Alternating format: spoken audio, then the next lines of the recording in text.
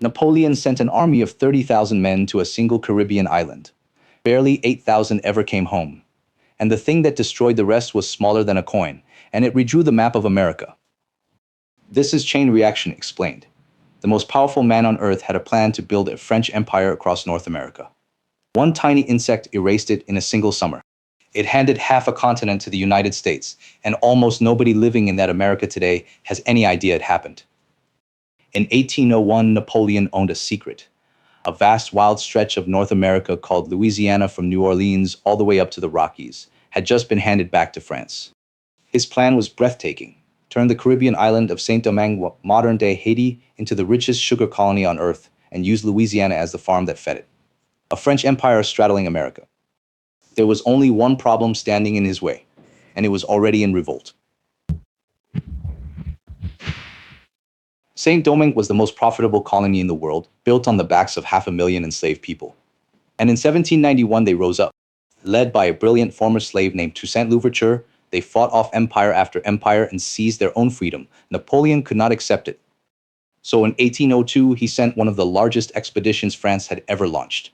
30,000 veteran troops under his own brother-in-law, General Leclerc, with secret orders to crush the revolution and restore slavery. But waiting on that island was an enemy Napoleon's generals never put on a map. Not the rebels. Something you could barely see.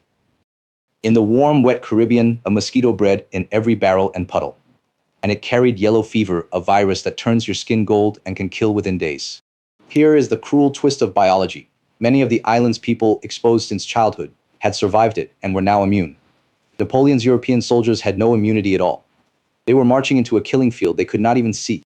It began with the rainy season. First a few men, then whole companies burning with fever in their tents. In one 2-month stretch, yellow fever killed as many as 15,000 French soldiers. Not in battle, in their beds.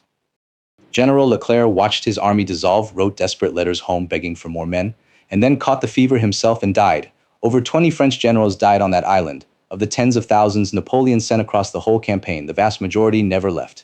But here is the part nobody expects, and it matters. The mosquito did not free Haiti. The Haitians did.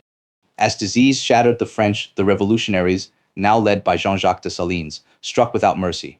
At the Battle of Vertières, they broke the last of Napoleon's ruined army. In 1804, they declared independence.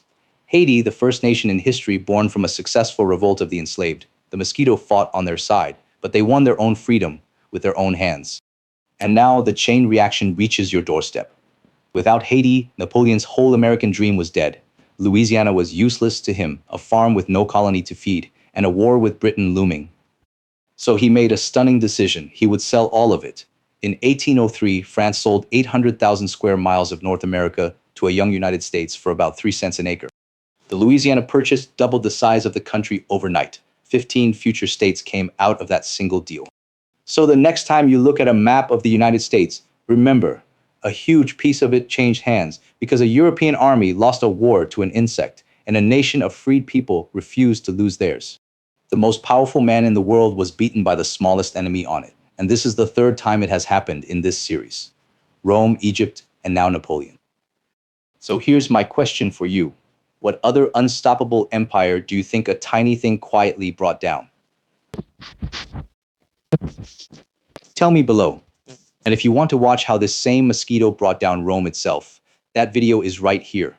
Subscribe, because this war is still not finished.